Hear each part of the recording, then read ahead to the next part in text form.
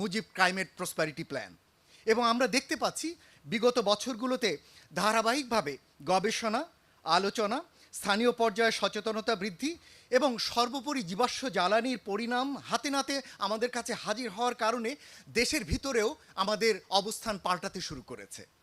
এবং আমরা আশা করি আগামী দিনগুলোতে সরকারের এই নীতি কাঠামোর সাথে সাথে বাস্তবায়নকারী কর্তৃপক্ষ যারা রয়েছেন বিভিন্ন পর্যায়ে বিভিন্ন খাতে, বিশেষ করে আমরা বলবো যে বিদ্যুৎ, জ্বালানি, পরিবহন, শিল্প, কৃষি এবং সেবা খাতে যে সমস্ত কর্তৃপক্ষ রয়েছেন তারাও তাদের মনোভঙ্গি পরিবর্তন করে তাদের এই কাঠামোটিকে নবায়নযোগ্য জ্বালানি ভিত্তিক একটি প্রাতিষ্ঠানিক কাঠামোতে উত্তরণ করে তারা আগামী দিনে তাদের কার্যক্রম পরিচালনা করবেন, আমরা এটা আশা করছি।